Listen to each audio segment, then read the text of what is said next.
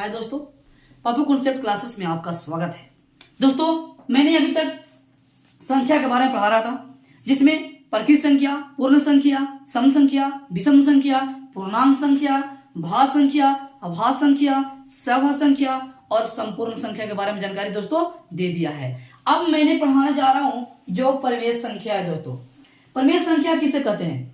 वैसे संख्या जो p बटा q के रूप में हो, जहां q is not equal to 0, जहां q is not equal to 0, तो p बटा q एक परिमेय संख्या कहलाता है। दोस्तों, कहने का मतलब है दोस्तों कि जैसे देखिए कि एक है दोस्तों, एक को हम लिखेंगे 1/1 दोस्तों, 2 है दोस्तों, 2 के 2/1 लिख सकते हैं सब लोग, 3/4 दोस्तों, चाहे तो 5/7 दोस्तों। ये जितनी भी संख्या आपको दिख रहे हैं दोस्तों, वो p है ऊपर में, q है नीचे दोस्तों। यदि नीचे q के बराबर 0 कर दे तो क्या होगा सर? क्वेश्चन में यहाँ पर यह प्रश्न में उठता है प्रश्न सर, वैसे संख्या जो p बटा q के रूप में हो, जहां q is not equal to 0, तो p बटा q एक परिमेय संख्या कहलाता है।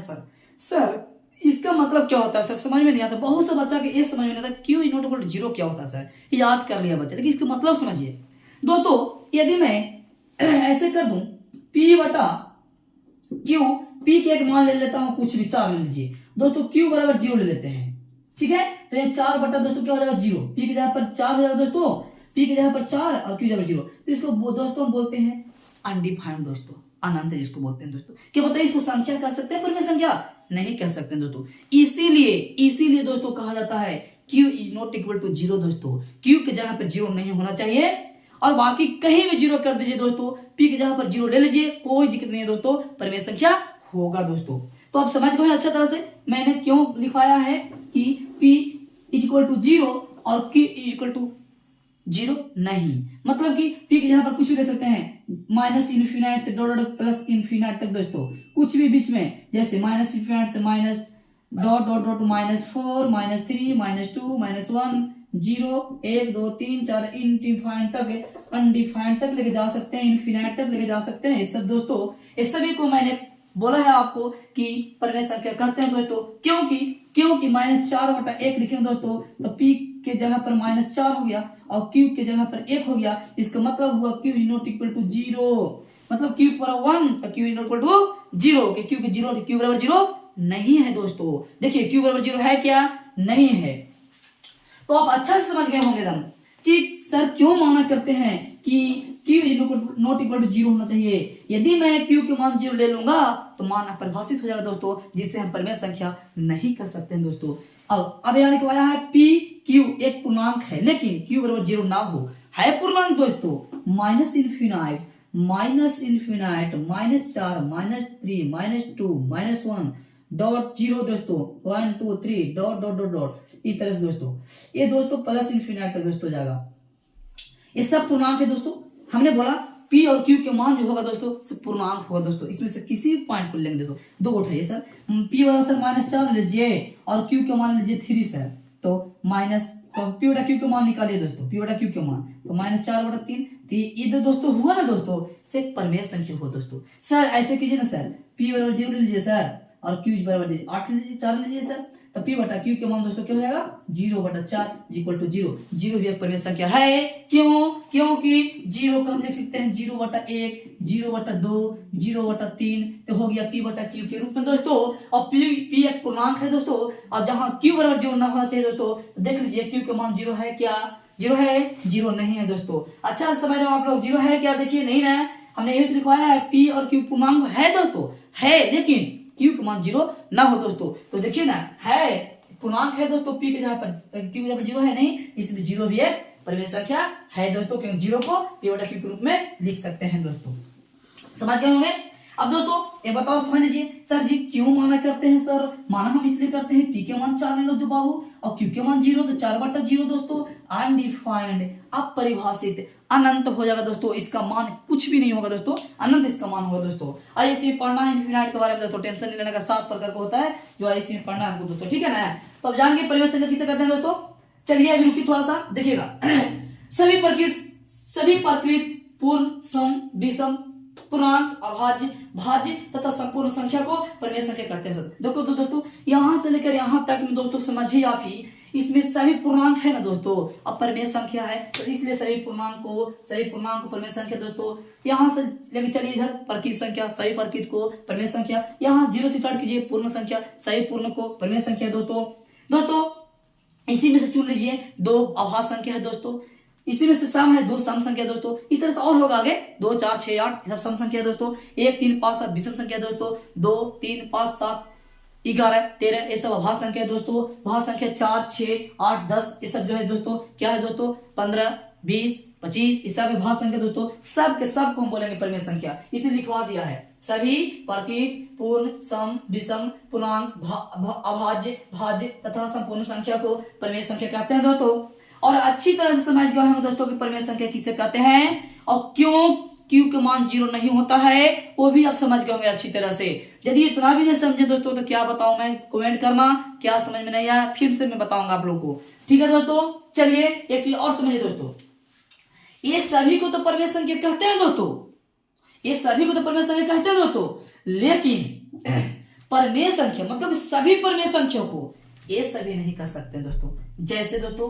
जैसे ये परिमेय संख्या है ना दोस्तों, तो बताइए ना इसको परिमेय संख्या क्या हम पूर्ण संख्या कहेंगे दोस्तों 4/3 को, नहीं ना। तो सभी परिमेय में तो ये भी ना गया, तो सभी परिमेय को नहीं, ये सब तो है लेकिन सभी परिमेय में ये भी आ गया, तो इसको हम नहीं कहेंगे पूर्ण, इसको नहीं कहेंगे प्रकृत, इसको नहीं कहेंगे सम, इसको नहीं कहेंगे विषम, नहीं कहेंगे भाज्य, नहीं कहेंगे भाज्य, नहीं कहेंगे संपूर्ण संख्या। इसीलिए दोस्तों एक पॉइंट और बनता है कि ये सभी को परिमेय संख्या कहते हैं, परंतु सभी परिमेय संख्या को ये नहीं कहते, ये नहीं कहते, ये नहीं, ये नहीं, ये नहीं, ये नहीं, ये सब नहीं कहते, लेकिन ये सब को परिमेय संख्या कहते हैं। पॉइंट समझना है, बहुत अच्छी तरह से मैं समझाऊंगा आप लोगों को।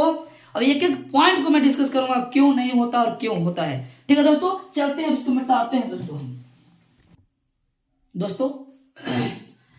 तो परिमेय संख्या के बारे में पढ़ाया आप लोग आपको।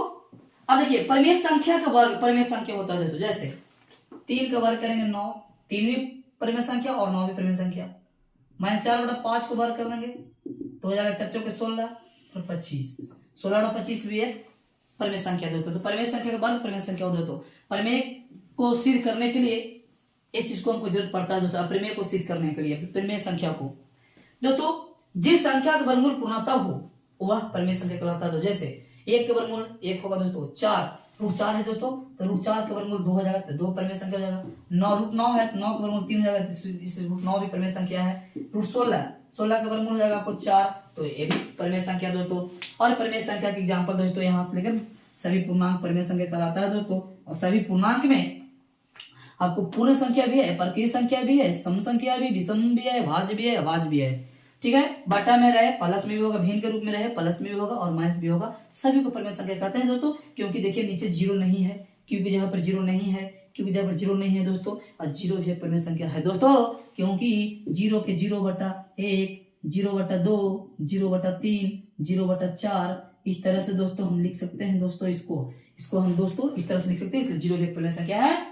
आई होप परिमेय संख्या के बारे में आप जान गए हो दोस्तों। अच्छा दोस्तों एक बात और, इसमें सबसे बड़ी परिमेय संख्या क्या होगा सर? सबसे बड़ी परिमेय संख्या प्रश्न उठता है सर, तो बउआ अपरिभाषित होगा हो।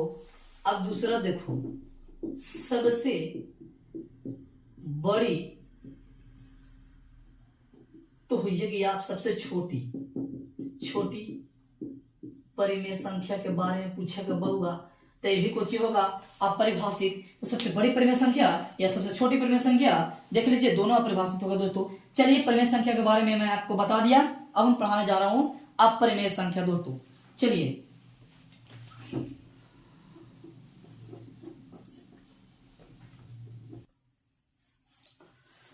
तो दोस्तों अब मैं अपरिमेय संख्या के बारे में आपको पढ़ाने जा रहा हूं दोस्तों। देखेंगे अपरिमेय संख्या किसे कहते हैं दोस्तों। इसको मैं अलग अलग तरह से डिफाइन किया है और सभी चीजों को मैं समझाऊंगा, देखिएगा।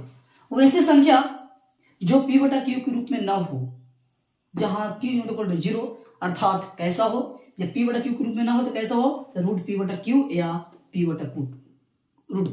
है p/q के रूप में। p/q मतलब रूट ना होना चाहिए, ऐसा होना चाहिए, है नहीं ना। तो ये सब कुछ कहलाएंगे दोस्तों अपरिमेय संख्या कहलाएंगे। अथवा वैसे धनात्मक परिमेय संख्या जिसका वर्गमूल पूर्णतः न हो वह परिमेय संख्या कहलाता है। जैसे 3/5 तक परिमेय संख्या है, कैसा परिमेय संख्या? धनात्मक परिमेय संख्या है ना। का वर्गमूल निकालेंगे तो इतना वर्गमूल चढ़ा देंगे, रूट चढ़ा देंगे, तो 3 का वर्गमूल √3, 25 का वर्गमूल 5 बना √3/5, 3/25 मतलब 3/25 के वर्गमूल √3/5, 4/5 एक परिमेय संख्या है और इसका वर्गमूल 2/√5। तो दोस्तों पी बटा क्यू ग्रुप में नहीं है दोस्तों, और क्यू बराबर 0 भी नहीं है। देख लीजिए क्यू बराबर 0 है नहीं है, तो यह परिमेय संख्या है दोस्तों। जैसा और हो सकता है दोस्तों 4, देखिए दोस्तों 5 का वर्गमूल दोस्तों √5 होगा दोस्तों, √5। तो ये भी दोस्तों क्या हो गया? अपरिमेय संख्या हो गया दोस्तों। ये भी क्या हो गया दोस्तों? अपरिमेय संख्या। इसी प्रकार से √7 का वर्गमूल दोस्तों, √7 का दोस्तों 7 का वर्गमूल दोस्तों √7। तो ये सब दोस्तों अपरिमेय संख्या हो दोस्तों, ठीक है ना। हम परिमेय में लिखवाया था वैसे संख्या जिसका वर्गमूल पूर्णतः हो, पूरा 4 √4 है, इसका 4 का वर्गमूल √4 और √4 को निकल जाएगा पूर्णतः 2, तो ये परिमेय संख्या हो गया। ये √4 जो है परिमेय संख्या हो गया, अपरिमेय नहीं होगा।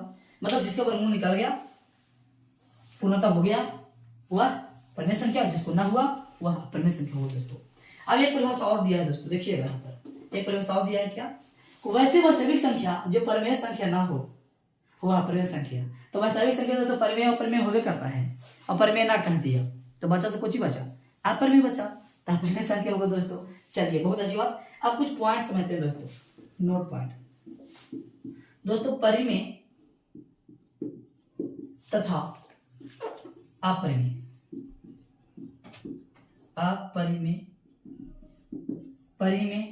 संख्या तथा परिमेय संख्या का पहला नंबर दोस्तों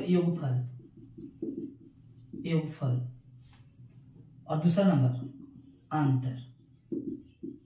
ये दोनों को दोनों दोस्तों अपरिमेय संख्या हो दोस्तों, अपरिमेय संख्या हो। परिमेय संख्या और अपरिमेय संख्या का योगफल अपरिमेय संख्या, परिमेय संख्या और अपरिमेय संख्या का अंतर अपरिमेय संख्या। जैसे 2 कौन संख्या है दोस्तों? 2 परिमेय है दोस्तों, 2 जैसे परिमेय है, परिमेय संख्या। और √3 क्या दोस्तों? अपरिमेय है, अपरिमेय संख्या। और दोनों को जोड़ दीजिए, 2 और √3 का योगफल 2 + √3 होगा, या तो क्या हो जाएगा दोस्तों √3 + 2 हो जाएगा। तो दोनों के दोनों दोस्तों जो मिला ना को से अपरिमेय संख्या दोस्तों। क्या मिला दोस्तों? अपरिमेय संख्या। समझ आए? इसी प्रकार से दोस्तों अंतर 2 और √3 का दोस्तों अंतर 2 - √3 या √3 और 2 का अंतर क्या हो दोस्तों? √3 - 2। तो दोस्तों समझ लीजिए अच्छा से कि परिमेय संख्या के जोड़, परिमेय संख्या और अपरिमेय संख्या योगफल अपरिमेय संख्या, परिमेय संख्या और अपरिमेय संख्या के अंतर अपरिमेय संख्या हमेशा होता है दोस्तों। ये चीज को अच्छा सब लोग समझ आएंगे, ठीक है। तो अच्छी तरह से समझ लो, पॉइंट को अच्छा से देख लीजिए सब।